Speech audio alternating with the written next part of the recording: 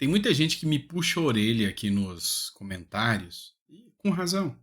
Quando eu analiso matérias como essa do Estadão aqui, que criticam o Lula, que a lua de mel da imprensa com o governo Lula acabou. Dessa vez eu vou trazer uma esquerdista raiz, uma defensora do Lula, para dizer para vocês que a lua de mel acabou. Quem sabe assim vocês acreditam. É nítido que até a imprensa já se tocou que o Brasil vai para o buraco. E não adianta ter uma imprensa num país afundado. A gente vê exemplo aqui da Argentina com a esquerda na mão. O que está acontecendo? O Brasil é questão de tempo. É questão de tempo. Então nós vamos fazer essa análise. Eu vou te pedir licença. Talvez esse nosso último editorial do dia fique um pouquinho maior, porque eu separei muita coisa para a gente discutir aqui com vocês, tá bom? Então, se você puder acompanhar, acredito que não vai ficar tão extenso, mas vai passar um pouquinho do ponto aqui. Mas é porque o papo vai ser bom, tá certo? Então seja muito bem-vindo, é sempre um prazer estar aqui com você. Vamos começar analisando algumas matérias aqui, como por exemplo essa aqui do Estadão. O que o Estadão disse? E, sabe, acho que é o pá de cal, a traição total que a imprensa viu foi a questão do rombo fiscal que nós estamos vendo e que o Lula falou, eu não vou cumprir, que se dane. Opinião do Estadão. O que todos queriam saber é se o ministro Haddad ainda contavam com respaldo de Lula para buscar um déficit zero em 2024. Sua irritação ante a pergunta dos jornalistas demonstrou que não, absolutamente não. Isso mostra, nítida e claramente, que o governo Lula não tem o menor, mas nenhum pingo de responsabilidade fiscal. O rombo nas contas públicas está estourando. E a imprensa já se tocou e falou, olha, não está dando para passar pano mais não. O povo não é idiota igual era antes. A gente vem cá e fala uma coisa, vem aquele babaca lá das redes sociais, aquele tal de Sandro, e abre os olhos desse povo. Vem aquela gente lá do TikTok e abre os olhos desse povo. Então não adianta a gente ficar passando pano pro Lula, enxugando o gelo, porque não resolve mais, o povo abriu os olhos. E é isso que está acontecendo. Não que a imprensa esteja preocupada, mas é porque até quem é de esquerda já se tocou. Cara, tá ruim demais? Olha só, Amanda Klein. Pois é, a Amanda Klein, uma publicação aqui que diz o seguinte, Amanda fez o L, agora chora. E não sou eu não. É a Amanda Klein, quase 1 milhão de visualizações esse vídeo, a Amanda Klein dizendo que a lua de mel acabou. Agora não sou eu, você pode acreditar na verdade aqui, porque se a esquerda falou, é uma verdade inquestionável. Assiste aí. A lua de mel com o governo Lula acabou. É o que mostra... A lua de mel com... Não, vou ter que repetir. Porque eu venho falando e tem muita gente que me critica. A lua de mel com o governo Lula acabou. Agora vocês acreditam, né? Então agora nós podemos assistir com a consciência tranquila. A lua de mel com o governo Lula acabou. É o que mostra a pesquisa Quest divulgada hoje, uma queda na aprovação, na popularidade do governo de 6 pontos percentuais, de 60% em agosto, havia subido paulatinamente de abril até agosto, para 54% agora. E o que justifica isso? Uma parte sempre é a economia. Aumentou em 9 pontos percentuais aqueles que têm a percepção de que a economia piorou este ano e empatou com aqueles que acham que a economia melhorou, ou seja, mau sinal, luzes amarelas todas acendendo. Também há uma percepção do Felipe Nunes, que é o diretor da Quest, de que a oposição conseguiu reencontrar o rumo, recolocando a pauta de costumes no centro do debate. E quem abriu a porta para isso foi o STF ao pautar a descriminalização do aborto até a 12ª semana de gestação. Por mais que tenha sido interrompido, o estrago, né, e a porta aberta para a oposição fazer o seu estardalhaço já começou. Teve marco temporal, a paralisia do Congresso na aprovação de pautas econômicas e também a percepção da população de que, Lula demorou a classificar o Hamas como grupo terrorista e 2, as viagens presidenciais têm sido excessivas. Para Felipe Nunes, o governo precisa focar economia, economia, economia. O Lula tem que parar de tentar ganhar o prêmio Nobel e ajudar a Fernanda Haddad a tocar uma pauta difícil, muitas vezes impopular, de aumento de arrecadação, que passa também por um aumento de impostos. Pois bem, agora eles já falaram e é isso. Acabou o amor, todo mundo acha que o Lula viaja demais, todo mundo acha que a economia vai para o buraco e essa é a realidade do Brasil. Então não dá para ficar disfarçando, fingindo que, mas a economia vai decolar, agora sim o amor venceu. Esse tipo de discurso que o amor venceu só cola até a barriga roncar. Depois que a barriga roncou, que a fome bateu na porta, que o desemprego bateu na porta, que o comércio, que quem é aquele pequeno empregador, aquele cara que tem um mercadinho lá no Nordeste ou na região Sul, começa a ver que a coisa deu ruim, o amor acaba na hora. É assim que funciona nos melhores casamentos. Quem dirá não vai acontecer com o governo. Então, a coisa está indo de mal a pior. Olha só um exemplo do qual nós não podemos chegar. Essa matéria é da Ceará Antenado. Argentina tem escassez de combustível por falta de dólares. A Argentina está enfrentando uma grave escassez de combustível, com longas filas que estão formando em frente a postos de gasolina, principalmente da capital, Buenos Aires. A ingerência, a incompetência é tanta. E por que essa incompetência acontece? Porque eles resolvem indicar aliados políticos. Então vamos lá. Eu tenho a Petrobras. A Petrobras, quando você indica pessoas que entendem de mercado, entendem de combustível, faz com que tudo ali ande bem. Agora, a partir do momento que você libera isso para lotear cargos na mão de políticos, os caras só entendem de fazer falcatrua política. A coisa não vai andar e não vai fluir. Nós vamos falar sobre isso. Dá uma olhada na Argentina, matéria que eu trago para vocês é do Metrópole, lembrando sempre que eu cito a fonte, diz o seguinte: falta de gasolina se agrava e gera longas filas em postos de gasolina. Dá uma olhada no estrago. Olha o tamanho da fila. O mais novo sinal da crise econômica pela qual passa a Argentina está na formação de filas para o abastecimento de veículos em postos de gasolina. A falta de combustível nesses estabelecimentos é resultado da escassez de dólares no país. Ela tem feito com que navios-tanque de empresa fiquem parados nos portos argentinos à espera do pagamento pelo produto, ou seja, não tem dinheiro para pagar a Argentina. Eu li o texto inteiro e a fila de carro ainda não acabou. Fica aqui um vídeo de 3, 4 minutos só de fila de carro. Agora você imagina quanto tempo esses carros não vão levar para poder abastecer. E você acha, sinceramente, que vai ter combustível para abastecer essa fila tão grande, né, nessa sequência? Vai ter gente que vai ficar lá o dia inteiro e não vai conseguir abastecer. E aí a minha pergunta para você é: vale a pena? Isso é amor? E aí, já que eu citei Brasil, já que eu citei Argentina, eu vou citar uma ironia aqui do Carlos Jordi, né? O Carlos Jordi citou essa foto aqui, colocou, seria mera coincidência, né? O Massa e o Lula aí abraçados. E o Carlos Jordi escreveu o seguinte: já pensou se você votasse em alguém que teve apoio em peso de ladrões, assassinos, estupradores e demais criminosos? Assim foi com Lula no Brasil e assim é com Massa na Argentina. Criminosos enxergam a esquerda como parceira e sabe que terão vida fácil com ela no poder. E aí ele cita duas matérias, tá? Uma em 2022 que diz, do antagonista, Lula recebeu 80,59% de votos de eleitores presos.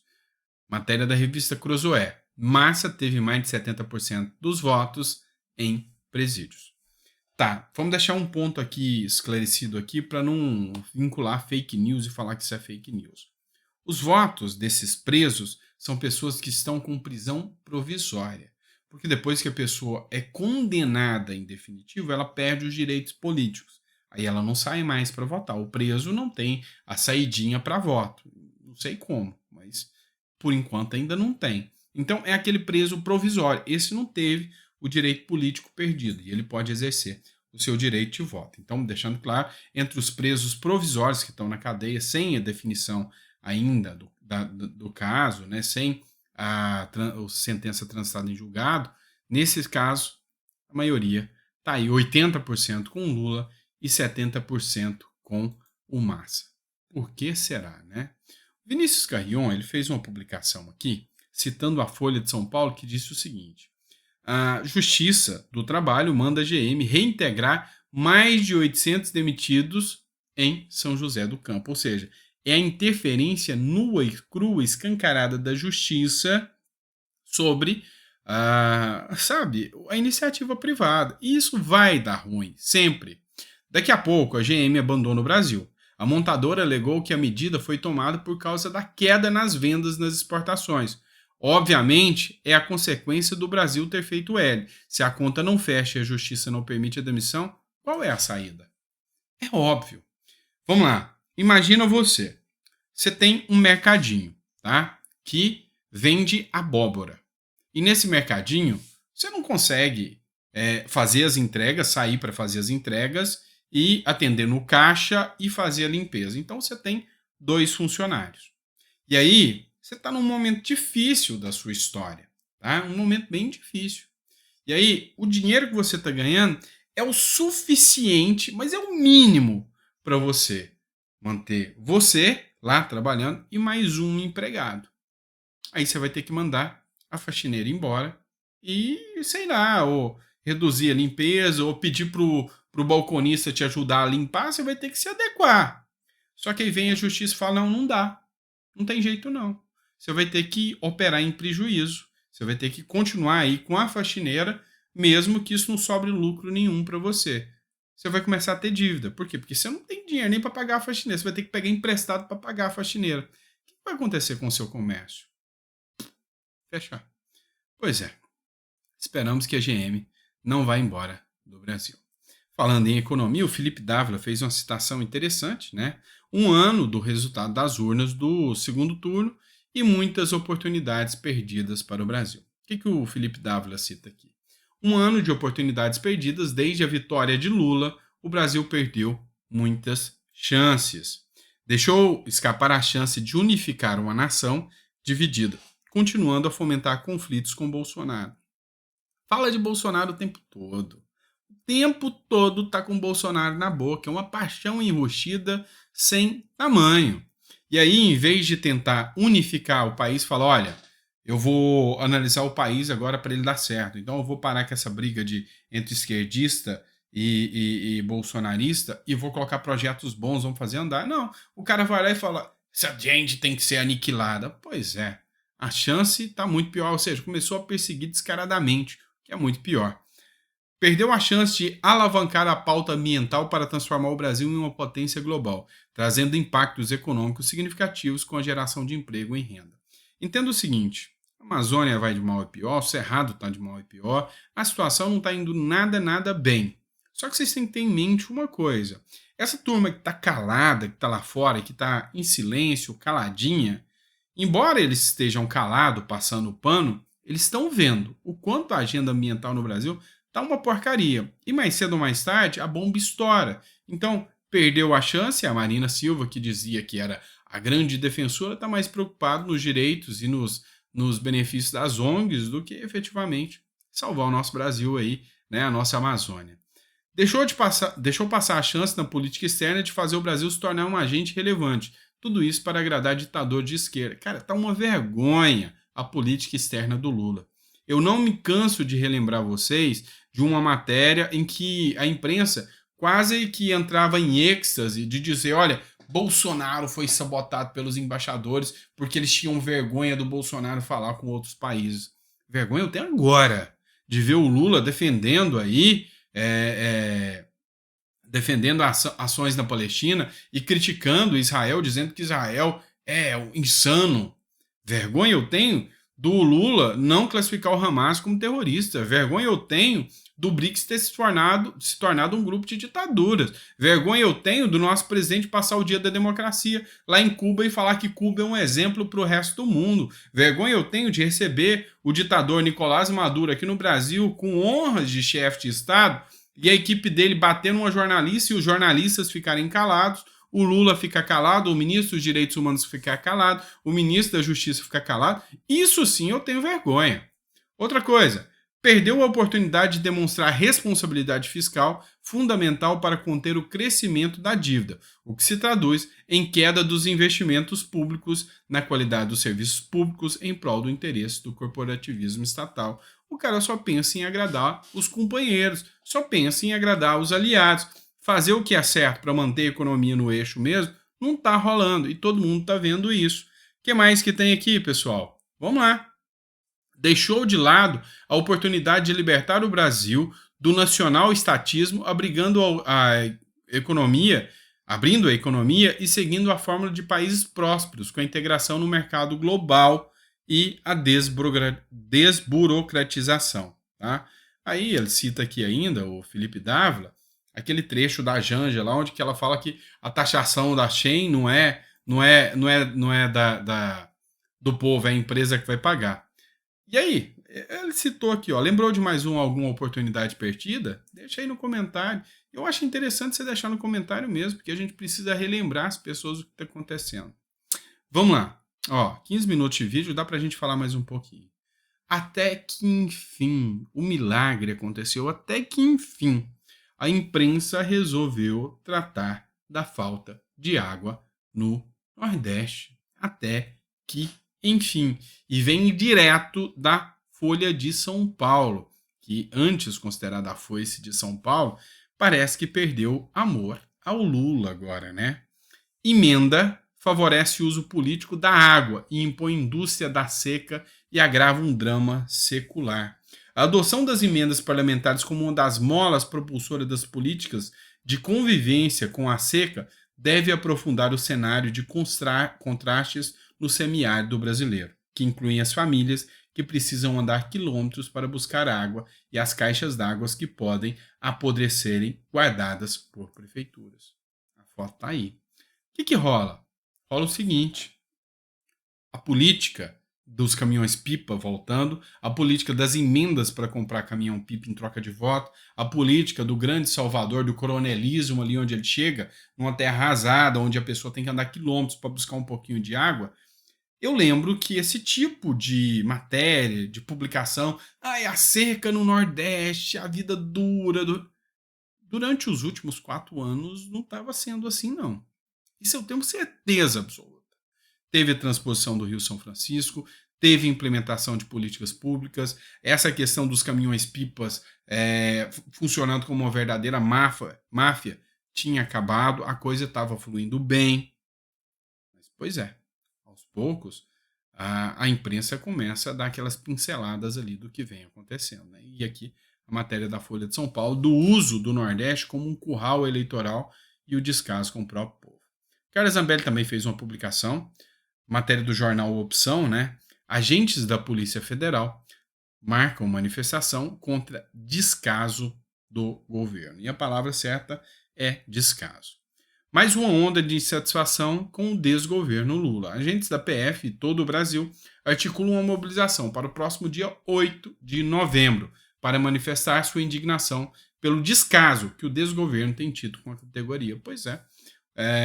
Se tem uma característica que a gente começa a ver, é a falta de investimento, é a falta de implementação na segurança pública. E a Polícia Federal está insatisfeita. A Polícia Militar está insatisfeita. A bandidagem está satisfeita. Isso aí se chama ingerência na segurança pública. Isso aí chama falta de competência na condução das pautas da segurança pública. É isso que a gente começa a perceber. Matéria que a gente divulga para vocês agora é do antagonista citando o Estadão. Vamos lembrar a moça aqui, ó, a moça dizendo que o quê? A lua de mel acabou, né? Então vamos lá. STF virou um anexo do Palácio do Planalto, ou seja, interferência descarada nos 3 poderes. Demora de Lula para indicar ministro para o lugar de Rosa Weber reforça as piores impressões, diz Estadão. O Supremo Tribunal Federal completou um mês desfalcado após a aposentadoria de Rosa Weber no dia 30 de setembro. A demora de Lula, que está na foto ali em cima, né, para indicar o seu sucessor não é bom sinal, destaca o Estadão, em editorial publicado nessa quarta-feira. Nome do editorial, pessoal? Lula pretende tratar a corte como um anexo do Palácio do Planalto. É o que diz o editorial. 2 coisas chamam a atenção. A primeira, não é de última hora. Todo mundo já sabia que a Rosa Weber ia se aposentar e não fez o papel. Por quê? Tá? Por que não colocou adequadamente aí uma pessoa para tomar a posição aí da Rosa Weber? Então é um desrespeito com o STF.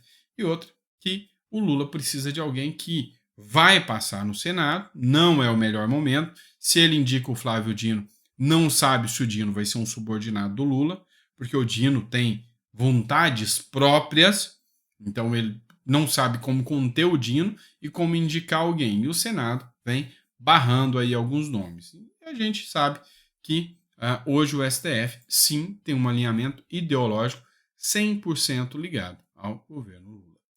Vamos lá. O jeito padrão, o padrão Petrobras, padrão PT de governar a Petrobras.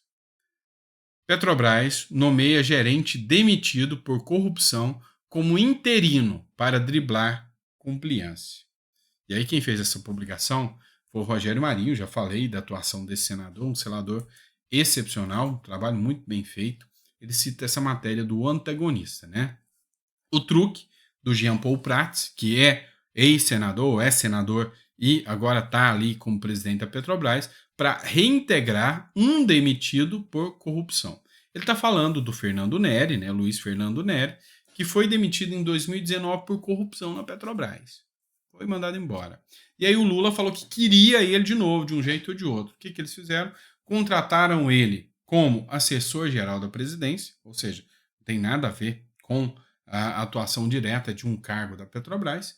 E aí a diretora da Petrobras foi mandada embora e ele assumiu como interino. A lei fala que ele pode ficar como interino. Só que aí, nos bastidores, todo mundo fala que ele já estava atuando como diretor há muito tempo. Ele está agora como interino, ele driblou, porque se perguntou, mas vocês nomearam ele? Não, ele está porque o diretor saiu, ele está tomando conta, é interino. Mas ele é um cara que já foi condenado por corrupção. E aí, quando você volta lá naquela matéria da Argentina, onde eu pergunto, por que a Argentina está com filas quilométricas para abastecer? É isso. É enfiando gente despreparada ou mal intencionada dentro das suas agências de petróleo. É isso que acontece. E no final das contas, quem paga o pato? El pueblo. Exatamente. É você, sou eu, que somos os pagadores de impostos e o palhaço desse circo. Tá bom? É isso, pessoal. Espero que você tenha gostado. 22 minutos de vídeo. Se ficou até o final, coloca no comentário. Se está gostando das nossas abordagens, da forma que a gente traz aqui os conteúdos, coloca no comentário. A gente tenta trazer de forma mais imparcial, mas a gente é crítico, tá? Então vamos ser sinceros, a gente é crítico. Eu não tô aqui para passar pano, eu tô aqui para falar a verdade. E se tá ruim, tá ruim. E falar o quê? Eu não tô vendo coisas boas acontecerem. Eu não tô vendo uma luz no fim do túnel, a verdade é essa. Então, quando eu vejo as ingerências na Petrobras, quando eu vejo o aparelhamento do próprio Supremo Tribunal Federal com a presidência da República, quando eu vejo tudo isso acontecer, eu fico assustado e olho isso aqui atônito, sem saber, às vezes até o que dizer para vocês quando eu faço um editorial. Tipo assim, eu quero estar com vocês, mas ser sempre o mensageiro das notícias ruins, às vezes pega um pouco e pesa um pouco. Mas no final das contas é bom, porque é importante que você saiba que você não está sozinho nessa indignação. Eu gosto de vir aqui fazer os vídeos porque eu sei que você vai deixar o comentário aí e o seu comentário tem a mesma indignação que eu tenho. O seu comentário mostra a sintonia de estar enojado com um Brasil que era para ser lindo e maravilhoso e está na mão de abutres. É entregar pérolas aos porcos. E aí, calado é que a gente não pode ficar, tá bom? Então, se você gosta do nosso conteúdo, compartilha para que talvez mais pessoas gostem também, tá certo? Grande abraço, fica com Deus e até o próximo editorial.